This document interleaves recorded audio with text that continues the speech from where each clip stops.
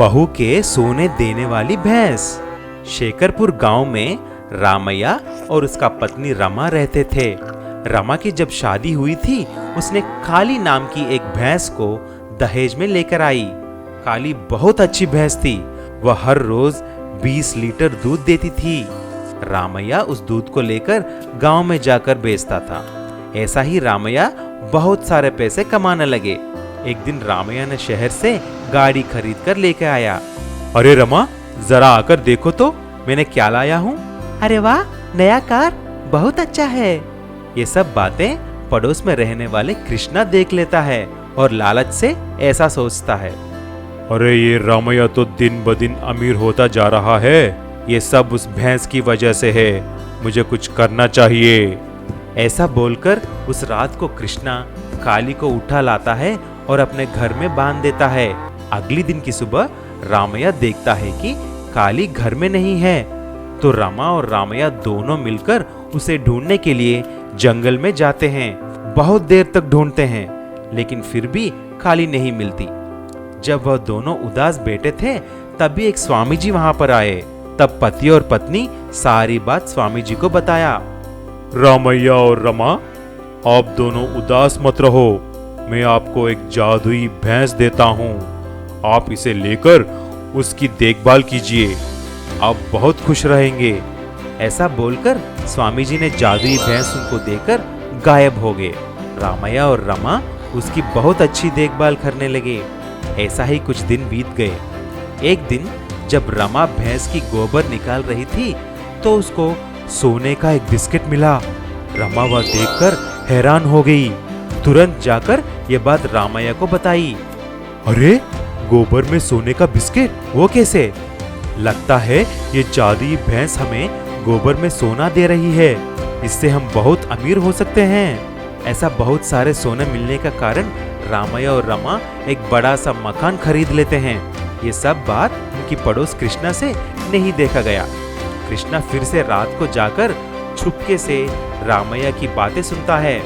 आज हमारे पास इतना पैसा है तो उसकी कारण ये जादुई भैंस है। अगर रोज हमें सोना नहीं मिलता तो हम इतना अमीर नहीं हो सकते। ये बात सुनकर कृष्णा लालची हो जाता है। वह सारा सोना एक ही बार निकालने का सोचता है।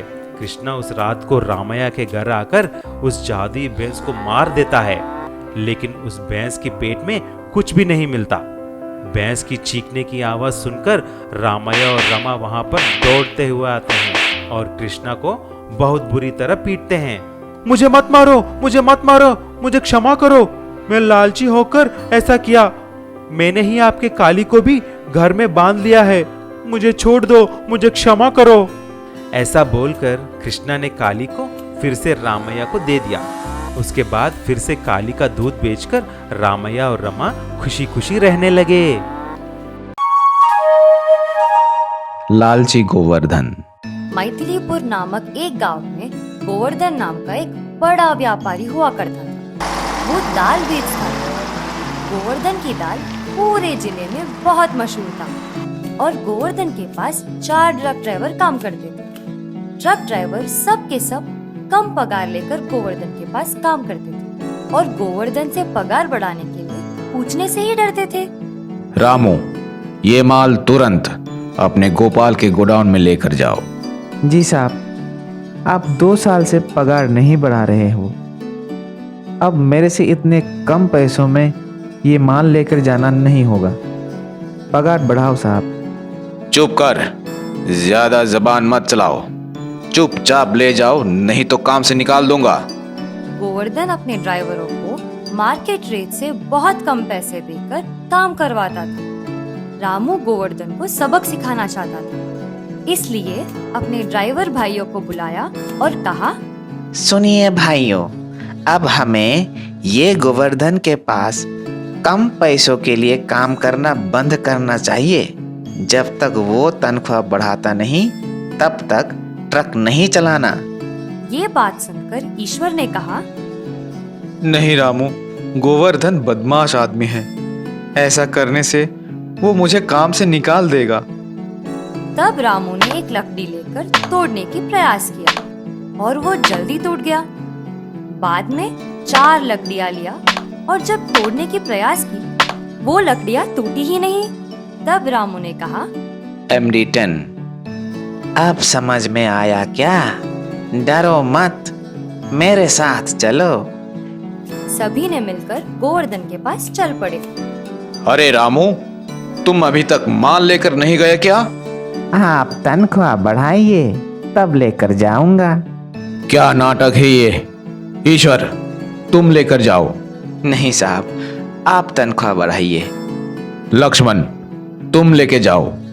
नहीं साहब। सुरेश, तुम लेकर जाओ। नहीं साहब। ढोलकपुर गांव में सुशीला नाम की एक औरत हुआ करती थी। सुशीला को कोरोना से बहुत डर था, लेकिन अपना बेटा राजू की शादी शुरू से ही तय थी। इस वजह से राजू की शादी लॉकडाउन में ही करवा दी और दहेज के रूप में 1000 N95 mask, 100 litre sanitizer bottles, 100 gloves और 50 PPE किट मांगी थी। बाहू, मुझे 2 ग्लव्स, 1 मास्क और 1 पीपी किट दो। मैं बाजार जाकर शॉपिंग करके आती हूँ। ठीक है माँ जी। सुशीला ने PPE सूट, मास्क, ग्लव्स सब पहनकर बाजार जाने के लिए तैयार हो गई। ये देखकर बहू हंसने लगी। माँ जी, आप तो मुझे एक एस्ट्रोनॉट जैसे दिख रही है। बाजार को जाने के लिए इतना तैयारी है राम। चुप कर, तुझे क्या पता कोरोना कितना भयानक है। ऐसा बोलकर डरते हुए बाजार की तरफ चलने लगी। बाजार में सभी लोग सुशीला को देखकर हंसने लगे। बाजार में भीड़ देखकर सुशीला को चक्कर आने लगा। अरे बाप रे बाप, इतनी भीड़! क्या हुआ इन पागलों को? कोरोना से इन लोगों को बिल्कुल डर नहीं है। सब के सब मरेंगे देखो। तभी बाजार में कुछ लोग खांसने और छींकने लगे। ये देखकर सुशीला बिना शॉपिंग किए घर लौट आई। ऐसा कोरोना से डरकर हर 1 घंटा में 2 मास्क चेंज करती थी और हर 5 मिनट को सैनिटाइजर इस्तेमाल करती थी।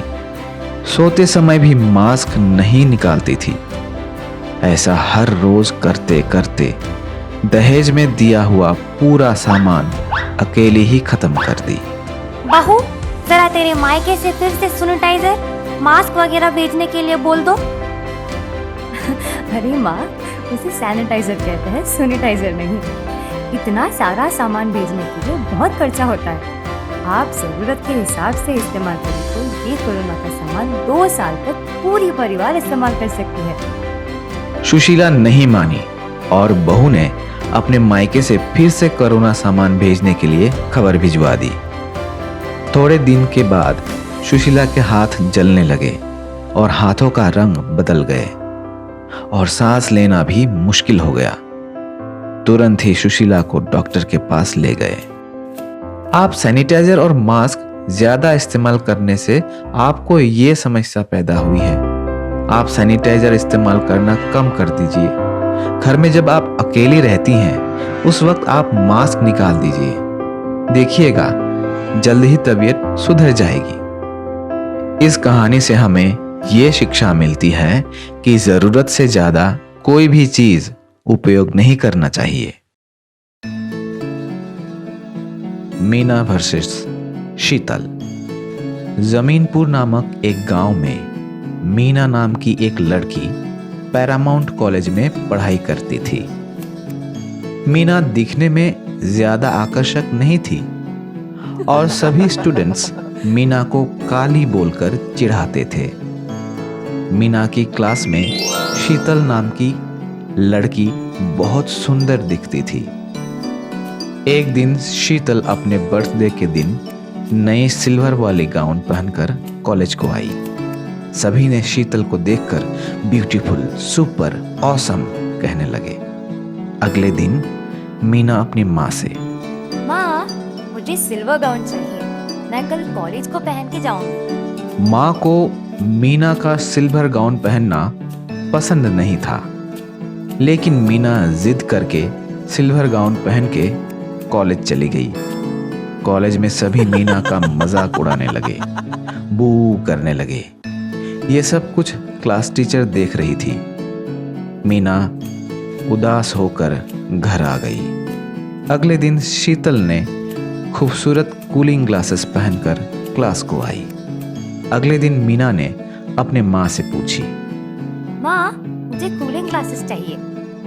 कूलिंग ग्लासेस पहनकर क्लास में आते ही सभी मीना को फिर से चिढ़ाने लगे और बोलने लगे कि मीना कभी शीतल नहीं बन सकती। फिर से क्लास टीचर ने यह सब देखा। फिर से मीना रोते हुए घर चली गई। अगले दिन शीतल ने कॉलेज में हाई हील्स पहनकर आई।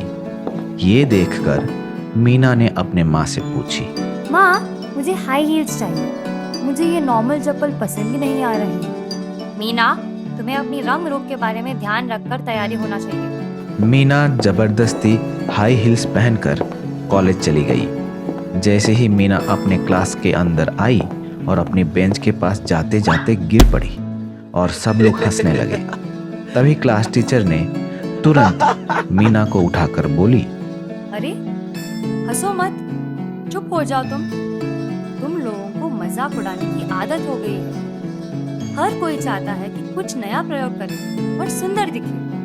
मीना भी कुछ ऐसे ही प्रयोग कर रही थी और उसे प्रयोग करने की अधिकार है, लेकिन तुम्हें उसे इस तरह हर रोज चिढ़ाने की अधिकार नहीं है। उसे अपनी जिंदगी खुल के जीने दो। चाहे तो उसे प्रोत्साहित करो, मगर चिढ़ाओ मत। टीचर के बात सुनकर सभी ने मीना को सॉरी बोला और मीना ने टीचर को देखकर स्माइल की और अपने दोस्तों के साथ खुशी से रहने लगी।